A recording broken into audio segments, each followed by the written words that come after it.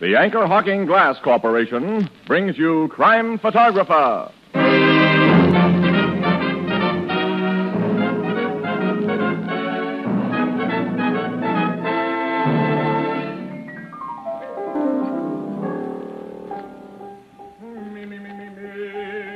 Oh, hello, Casey. I'm sure glad to see you. Yeah, hi, Ethelbert. Say, what's with Marvin and this me stuff? Huh? Maybe you can find out. He won't talk. Huh? Hey, Tony, what goes with you and Herman Chittison and that me noise? Me. Hey, Herman, will you give me an A now? Me. First it's me, and then it's give me an A. Well, what's this A business, anyhow? Why, Casey, A is for Anchor Hawking, the world's largest makers of household glass.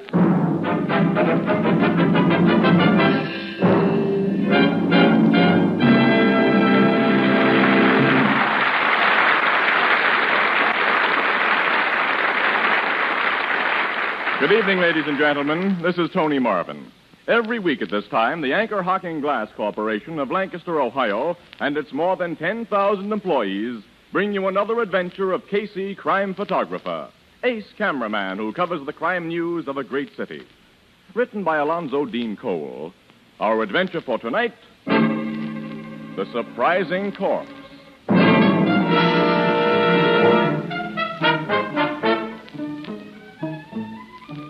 2 o'clock in the afternoon, the living room of a beautifully furnished penthouse apartment.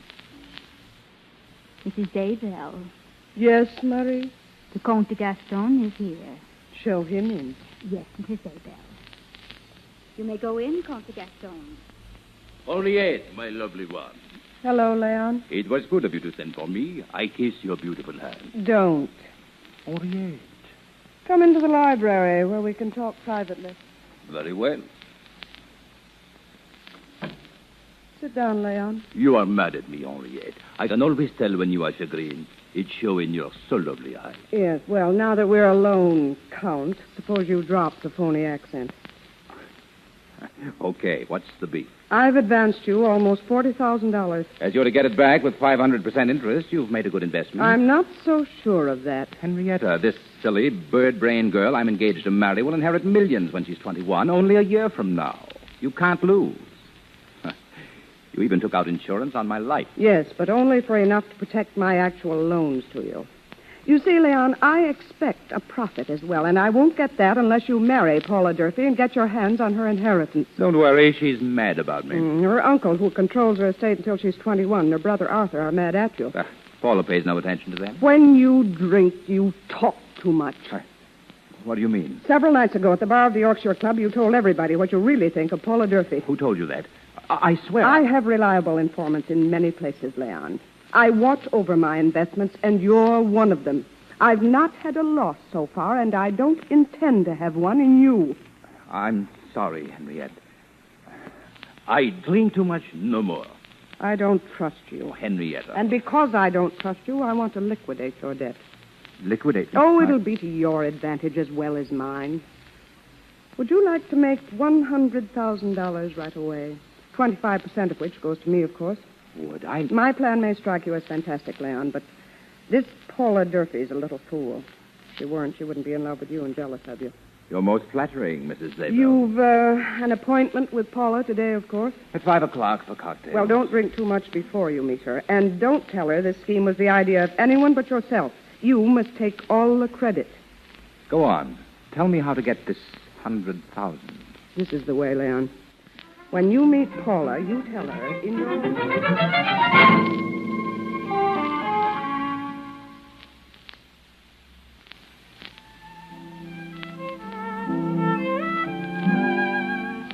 Leon, darling, you're not serious about this. My beautiful Paula, I've never been more serious in my life. But it's crazy, my sweet. You had too much to drink before you met me. I have only a few. What is for 5, maybe 6 cocktails? Where did you have them? At Luardy's bar. With some woman? I am with a man named Casey. I don't know any Casey. He's a nobody who takes pictures for the newspapers. I meet him in this cafe. We have a drink together. But I don't trust you. You've been seen with other women. Who sees me with other? My brother Arthur has seen you, and my uncle. They tell you this because they do not like me. Oh, Paul, chérie. You have proof that I love you madly, that I desire to marry you right away. What I tell you a moment ago is proof of that. What, that crazy scheme? It is good scheme. Will you go to your uncle tonight? I'd never convince him. You will. Paula, you are a great actress. What drew me to you when first we meet is the drama in you. I say to myself, there is woman with fire, with emotion. She is Bernhardt. She is Betty Grable. You didn't. Upon my love for you, I did. Oh, Leon. Will you go to your uncle in 2 hours from now and tell him? Would be exciting. It is perfect plan. You thought it up? Certainement. I have a brain. I'll do it. Uncle Clement should give me enough for us to get married on, even if we have to trick him into it. Tell me the plan again, Leon. All of it, so when I go to Uncle Clement...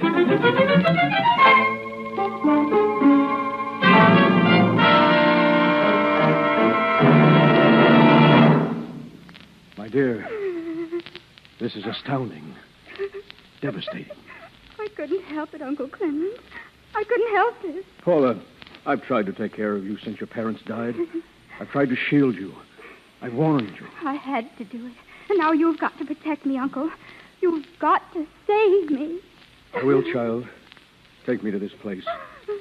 I'll do what I have to do.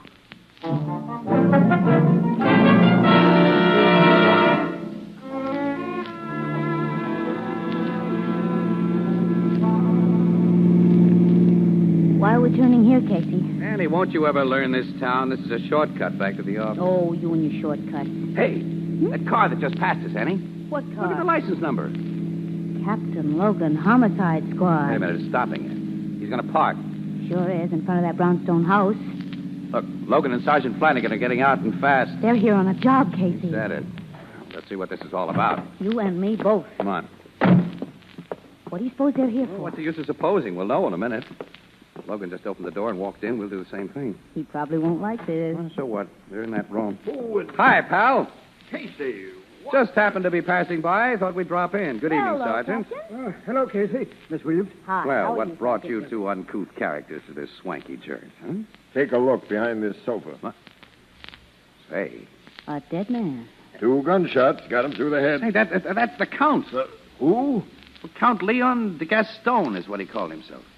He was engaged to that dumb little glamour girl, Paula Durfee. Sure. I've seen her with him around the night spot. This is interesting. How did it happen, Captain? I don't know, Miss Williams. I got a phone call at headquarters from a guy who wouldn't give his name. He said a murder had been committed at this address and that we'd find the front door unlocked. He knew what he was talking about. Logan, this body's still warm. Yeah. I'm going to take some pictures of this. No, not until I call my tech man. Now, Logan. You heard me. Wait a minute. Outside door's opening. More visitors. It happened in that room, Uncle. Some woman. Now get behind this screen, everybody out of sight. Show me, Paula. Paula? Quiet and keep out of sight. I can't go in there again, Uncle. I can't. You must show me where you killed that man. Oh, please, Uncle Clement. Show me where and how you shot him. All right. Leon stood there behind that sofa laughing at me. I took the gun, pointed it at him, and pressed the trigger. Right there is where he stood. You told me the truth. Where's his body? No. Oh, no. We've heard enough. You're under arrest, miss. I didn't do it. I didn't kill him. That's not what you said a minute ago. But I was lying. Leon can't be dead. He just can't be. Oh, my child. I think introductions are in order, mister. I'm Captain Logan, Homicide Bureau. I'm Clement Durfee. This is my niece, Paula. Oh, Leon can't be dead. He can't be. It's no use trying to change your story, Miss Durfee. But what I said was all a lie. I didn't shoot Please. him. I didn't. I couldn't. I loved him. The things you heard me say, the story I told my uncle, was Leon's idea. What did she tell you, Mr. Durfee? I'd rather not say. Look, a murder has been committed. You got to. I'll tell you what I told my uncle, but it wasn't true. I said that I was jealous of Leon, that I came here tonight and shot him, but it was all a lie. You were jealous of Count de Gaston, weren't you, Miss Durfee? He told me you were, when I was with him this afternoon. You were with this guy today, Casey? Mm-hmm, for about an hour at Luardi's bar, and he was getting quite a load on, too. Maybe he told you about the plan he had. He didn't say anything about a plan. Go on, Miss Durfee. All I told my uncle was part of Leon's plan. He said that if Uncle Clement was convinced I'd committed a murder, He'd pay $100,000 to protect me. Really? How was he to pay the $100,000? He was to give it to Batson, Leon's valet. Leon said he'd arranged everything with Batson. And why was he to give it to this Batson? Well, because Batson would say he'd been a witness to the murder and that he'd gotten rid of the body. And when Uncle came here, he was to see nothing but some stains on the floor that would look like blood. Leon said he'd put them here before he went away and hid himself. And I was to get the money from Uncle and pretend to pay Batson for his help and his silence. And then I was to join Leon at his hiding place, and we were going to be married. I don't know who killed him. I don't know. I've heard some pretty fantastic stories from murderers, Miss Durfee, but yours tops them all. Oh, Uncle Clement, make him believe me. My niece told me this man Batson had promised to take the Gaston's body away, Captain. He obviously didn't take the body away. Sergeant, we want to see Batson. Get out a tracer on him. Yes, sir. There's the front door again. More people come into this house. What? I beg pardon. Who are you? It's Batson. Good evening, Miss Durfee. Batson, tell them what the Count de Gaston told you to do tonight. Tell them. The Count told me to do nothing tonight, miss. He did. He must have. He was going to give you instructions. I haven't seen the Count since early afternoon, Miss Durfee. You're lying. You're lying. Really, miss. I say, what's going on here? Step back of this sofa, Batson. Take a look. The Count. Good heavens, he's dead. Yeah. But who? This very imaginative young woman did the job. I didn't. You'll have a hard time convincing anyone of that, Miss Durfee. Sergeant, phone the squad now and stay in charge here. The rest of us are going to headquarters. Yes, sir, Captain. Logan, Yes, Casey? that gal's story is so completely cockeyed, it might be true. Oh, Casey. Are you nuts? Maybe. But I'm getting what feels like a hunch.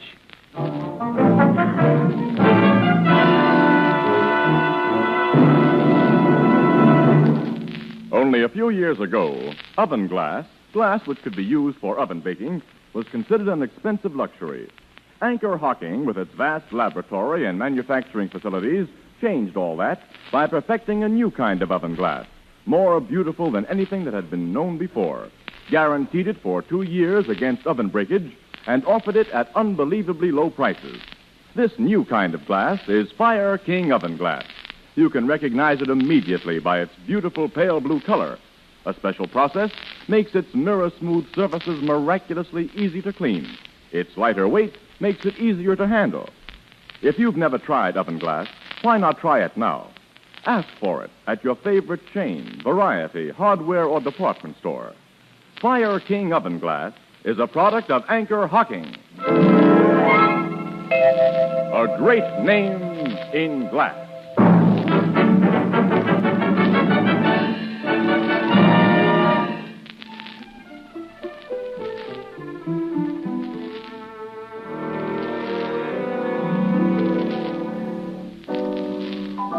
Casey, how in the world... Huh? Now, Grace, look. After all... No, not now. Oh, dear, these women. Now, Casey, as I was saying, how in the world can you think that Durfee gal didn't commit the murder? That's what I'd like to know, too, Ethelbert. Look, I tell both of you, I've got a hunch, that's It's all. the kind of hunch I'd hate to bet on. Well, who's asking you to bet on it? I've noticed that when Casey gets a hunch that a gal's being unjustly treated, Ethelbert, she's usually a very good-looking gal. Paula Durfee hasn't got a brain in her head, but she has got looks. Oh, don't talk nonsense, Anne. Hey, Walter! Bring up some more lemons. Yeah. Huh? Annie, listen, I'm telling you, it's because that kid is so brainless that I think that she may have fallen for that crazy plan she says to Gastoni proposed. And then somebody who knew about the plan bumped the guy off, knowing that she'd take the rap for it. Casey, you haven't got the slightest basis for that Oh, idea. yes, I have. Yes, I have. That phone call that brought Logan to Gaston's place. They ain't been able to trace that call? No. Well, a neighbor might have made it, or somebody passing on the street who heard the shots and didn't want to become involved. Oh, that's possible. Now, but I doubt Casey, it. de Gaston told you himself that she was madly jealous of him. So tonight she just got too jealous and went bang, bang. Gaston told me something else this afternoon. As a matter of fact, I'd forgotten it up to now. He'd just come from Mrs. Zabel's place. Mrs. Zabel? Yeah. Did you make that name up? No. Henrietta Zabel, that's her name. Who's she? The hard-boiled dame I know. I wonder. You wonder what? Mrs. Zabel always has a few of those fortune-hunting guys around her, guys like the Gaston. I've heard she bankrolls them while they're on the make for gals with dough. Well, so what? Well, so I'm going back to headquarters and check a little matter with Logan that I neglected to check before.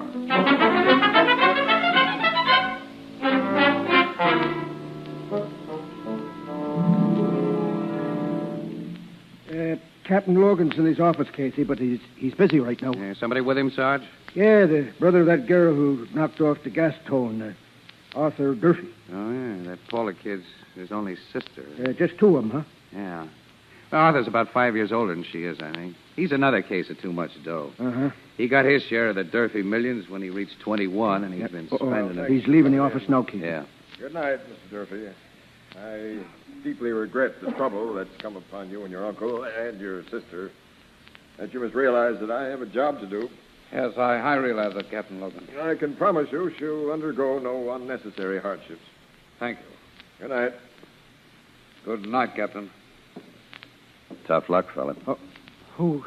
I'm just a newspaper guy. I want you to know that I'm all for your sister. Oh. Well, thank you. Thank you very much. You want to see me, Casey? Yeah, Logan, yeah. Come on in. The toughest thing a cop ever has to do is talk to relatives of a prisoner he's shoving toward the chair. I can imagine. What's on your mind, Casey? Logan, you traced all phone calls to and from DeGaston's home today? Yeah. Did DeGaston make a call from his home not long before he was shot? Yeah, it's here in the report. Yeah, to whom? My Mrs. Henrietta Zabel. Mrs. Zabel, huh? Yeah. Lives in a swanky penthouse over on the boulevard. Yeah? She's 100%. 100% what? Why, okay. What makes you so sure of that? Oh, I went over and talked to her myself. She admits DeGaston phoned her. Makes no secret about it. Says they were old friends. Yeah? What did he call her about? Yeah, she doesn't know. She was out at the time. The maid answered. Oh. Where was she out at the time DeGaston was shot? How do I know? I don't ask everyone I talk to for an alibi when I got the killer in a cell. I don't think you have the killer in Are a you cell. going to start that again? Yes, Logan, I am, and you're going to help me prove that I'm right. Oh. Logan, look. Now, I've met this Mrs. Zabel, and she's a foxy character. And DeGaston hadn't enough imagination himself to cook up the scheme that Paula claims she fell for. Well, my hunch says that Mrs. Zabel put him up to it. Casey, there wasn't any scheme. But you don't know there wasn't. You've got to give that Durfee kid a chance. What do you want me to do? I want Mrs. Zabel watched and her telephone wiretapped. Hey, You can do it, Logan. You can do it. And be sure it's done by the time that I visit her tomorrow. So you're going to visit the lady? Yeah. I'm going to pull a bluff that I think she'll fall for.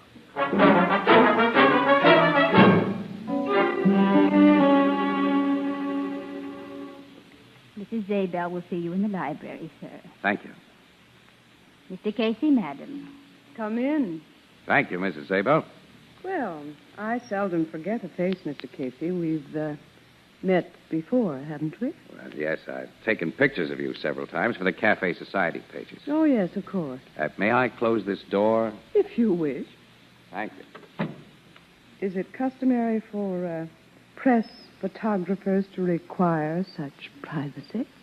Well, I'm not here as a press photographer. Oh, then what? I really want to talk to you about Leon DeGaston. Well? I spent over an hour with him yesterday at Luardi's Cafe. He'd been drinking and was talkative. Really? Yeah. He told me about the idea you'd given him. Interesting. I think the cops would find it so if I told them. They might connect it with a phone call DeGaston made to you shortly before he was shot, while you were not at home. They might wonder who phoned headquarters to report the murder of DeGaston, and they might wonder who really killed DeGaston. What do you think? I wonder why you haven't told this to the cops. Because you're a rich woman and I'm a poor guy. Blackmail. Well, let's say you do me a favor and I do one for you. Can you suggest any motive I might have had for committing a murder? I think the cops might be able to dig one up. A motive, perhaps, that would mean a profit for you or prevent a loss. Okay, Mrs. Zabel. Until tomorrow.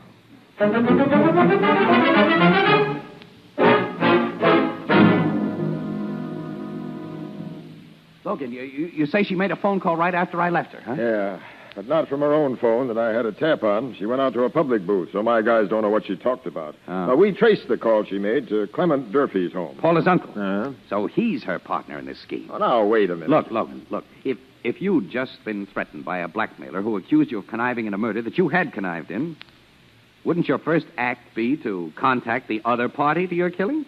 I guess so, but... Well, Mrs. Zabel fell for my bluff, Logan.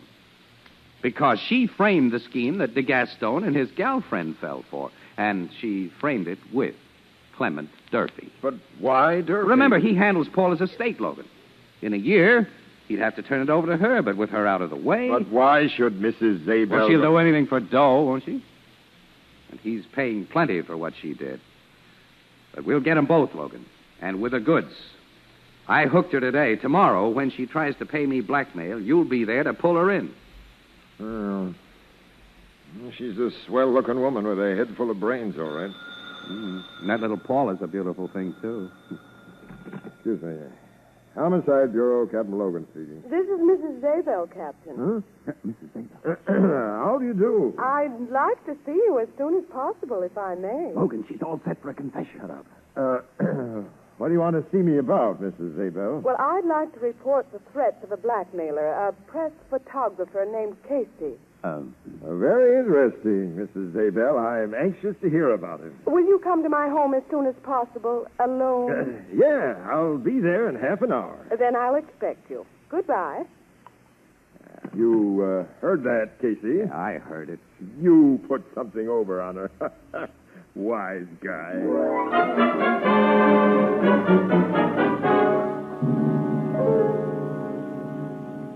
And that's a full account of the man's clumsy blackmail attempt, Captain Logan. And a true account. How do you know it's true? No, I know this Casey, Mrs. Zabel. I can figure he'd pull things like you said. Now, I want to tell you something else. Go on. That man Casey was right. I did suggest the plan that Paula Durfee told you about. What? Yes, I gave it to Leon de Gaston in detail, and I told him to make Paula go through with it. Well, then... No, I didn't kill him. Somebody else made dupes of all of us. Who's that somebody else? Telling you won't be so convincing as letting you see and hear for yourself. Now, look here, Mrs. This Zabel. will be done my way, Captain, or not at all.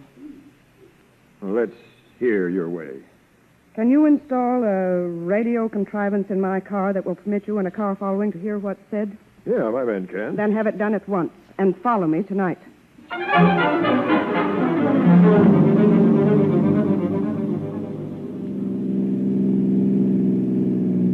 Where's she going in that car of hers, Logan? I told you she wouldn't tell me a thing, Casey, except to follow her, and we're doing that. Well, she might give us a word occasionally through that radio gadget you had installed in her car. Now, she's going to play this the way she wants it. Hey, you know, she is a swell-looking woman, Casey. Yeah. Not so young as Miss Durfee, of course. Oh, no, not nearly as young. But swell-looking. Swell-looking. All right. You both agreed that they're both beautiful, Hey, gentlemen. she's slowing down, Logan. She's going to stop. I'll slow down, too. Hey, a man's getting into her car. Couldn't see his face. Neither could I. She's starting up again. Thanks for picking me up, Henrietta. That guy's voice. That radio gadget works pretty good. Quiet. I didn't want you to come to my house. Yes, in the car here. I'm sure no one can hear us. Who's the man, Casey? Can't get his voice. Neither can I. So, Henrietta, you think we are under suspicion of murder? Yes, and I have no intention of facing a murder charge I don't merit. You suggested that little plan to the Gaston. Whose plan was it? Well, since we're quite alone, it was mine. But you didn't tell me you really planned to murder Leon. I thought you were only helping me recover my money. Oh, you know my real motive? Yes. You wanted a murder conviction and death for your sister. His sister? It's Arthur Durfee still. You see, I've spent my share of the estate, but with Paula out of the way, I'd get her share, too. I couldn't allow a little fool like Paula to get that money when I needed it, could I? You think you'll get away with it? Oh, you'll never tell anyone. What? You think I'd have said what I have if you were going to live? Step on it, Logan. And fast. I'm stepping. Look at that car behind us. What? You cut the ignition. And threw the key out of the window. What a gal. I'll say it's all over for him now. Sure is. That car's stopping. Come out of that car, Mr. Arthur Durfee, with your hands in the air. What's the meaning of this? We're finishing your perfect plan, fella. For keeps. And Mrs. Zabel... Why, Mr. Casey... I'm going to ask a favor of you. May I kiss you? Hey. Excuse me, Annie. Thanks, Mrs. Zabel. Thank you, Mr. Casey. Well, I like that. I was just apologizing, Annie, and congratulating Henrietta. We'll discuss your methods later, Mr. Casey.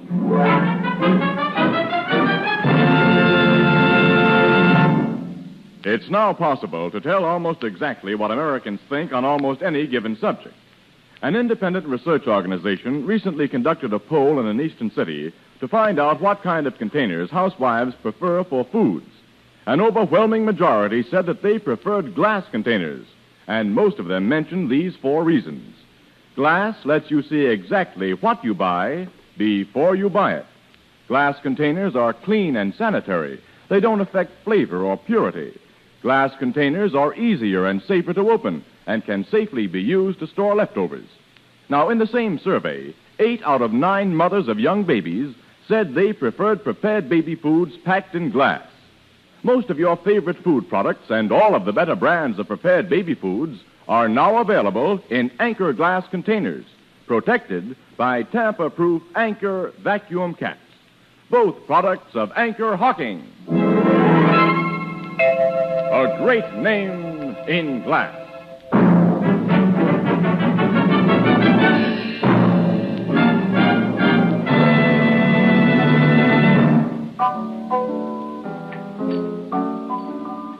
So Arthur Durfee's in the clink, Casey, and his sister's free, huh? Yep, Ethelbert, yep. And Logan's treating me respectfully for a change. I don't know why you had this case all wrong. Even if Mrs. Zabel wasn't guilty, she led us to the murderer, didn't she? That's right. She did, and you didn't. Well... All you did was push your way in for that apologetic, congratulatory kiss at the end. Annie, my emotional nature got the best of me, that's all. She's a nice-looking woman, that Mrs. Zabel. She'll never see 45 again. So what? Age brings experience. No, but experience isn't really necessary. Casey, what did that young, good-looking Paula do when they let her out of the pokey? Well... Oh, yes, tell him, Mr. Casey. Ethelbert, she kissed Logan. And as for you, Ethelbert, what's that on your lips? That looks like... Me? Good night, Ethelbert. Huh? Oh, good night, Grace. Oh, dear, these women.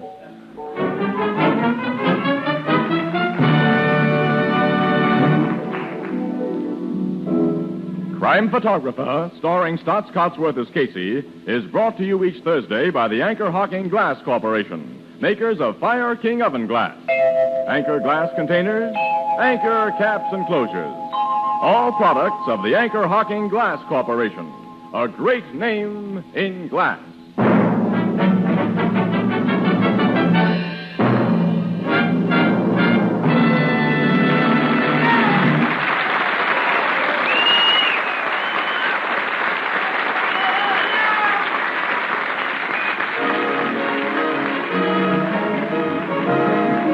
Crime Photographer is directed by John Dietz. The original music is by Archie Bleyer, and the program features Miss Leslie Woods as Anne and John Gibson as Ethelbert.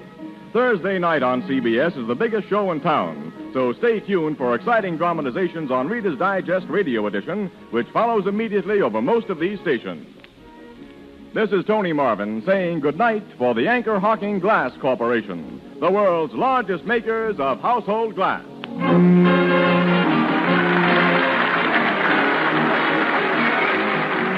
This is CBS, the Columbia Broadcasting System.